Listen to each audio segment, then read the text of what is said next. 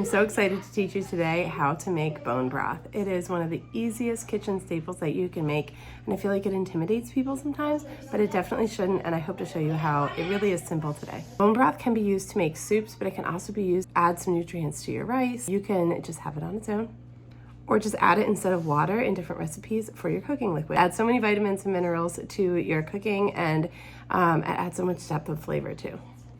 I've had an Instant Pot for about a year now, and I love using that for my bone broth, but you do not have to have an Instant Pot to make your bone broth. So I have in the past made it with a pot before, and you're gonna follow the same instructions. You're just gonna cook it for a longer amount of time than you would in the Instant Pot because the Instant Pot is pressurized. So if you don't have an Instant Pot, don't let that stop you from making bone broth. It is something you're definitely able to do. You need very minimal equipment, very minimal ingredients, and you can make some really good, healthy bone broth for your family at home. Okay, to make this bone broth, all you're gonna need is carrots, celery, onions, garlic, and peppercorns. You're also gonna need filtered water, bones, and apple cider vinegar. Now, let me just preface this by saying, if you do not have one of these ingredients on hand, there's sometimes I don't have celery or I'm out of carrots or whatever, it's okay. Don't let that stop you from making this recipe. It is not necessary. This is just for like the best tasting broth, but it is not an integral part of the recipe that you're gonna really notice it if it's gone. I personally love all these things together, and I think it makes the best, richest broth, but do not let it stop you if you don't have them all. Okay, while we're talking about meat, I have my leftover roaster chicken bones from last night's dinner. We roasted this chicken, which I will have to put in another video. It is easy. One of the best, easiest dinners that we have for a family. And then we save the bones for the next day and just cover it like this for the night. And then I put it right in the Instant Pot. Now, the day before that, we also made some chicken legs because we kind of found out by accident that these make a really, really good broth. It's something about the amount of marrow, I'm sure, that's inside of these bones. But, so I'm gonna add both of them today. Again, not something you have to do, not something I do every time. Usually I just use this. You can also use beef bones. I have some that I've gotten from like a butcher before. You just have to roast them first. You can also use a rotisserie chicken. Some people say they put like one rotisserie chicken carcass in the freezer when they're done with it, and they put 2 rotisserie chickens in per broth because they're sometimes a little bit smaller. It's up to you, but those are all options.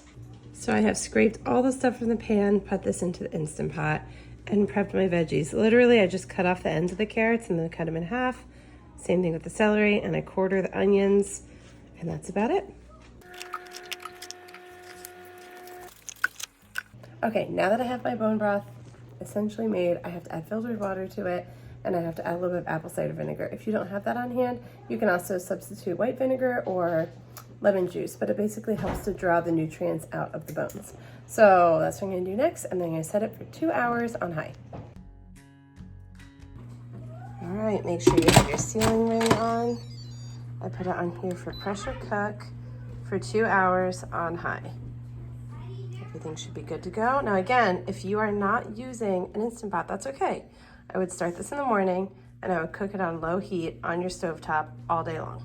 This is an easier way for me to do it so I can have it done in 2 hours, but this will be done before dinner.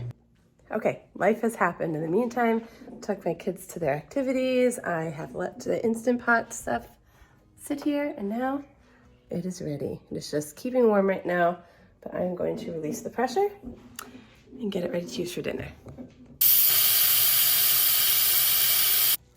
Okay, there might be a better system than this, but this is what I use. I just take a colander, a metal colander, and a metal saucepan, and then I dump this pot with the cooked broth and all the stuff into it, kind of like 2 different times. I empty it out in between to make sure that it doesn't overflow. That's what I use.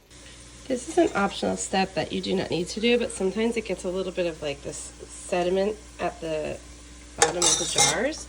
So you can do like a kind of double strain with a fine mesh strainer if you want. Again, not necessary, but you can. This is something I'm still getting used to about wearing glasses. Fun times. So I made lasagna soup with this broth last night, and this was my leftover plus 1 more of these mason jars. And just so happens my kids are sick today, so I'm making chicken noodle soup now for lunch. You can see this is normal for what's going to happen to your broth after you put it in the fridge.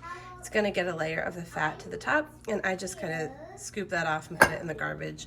Make sure not to put that down your sink. I just put that in the garbage, and you've got a great healing broth underneath.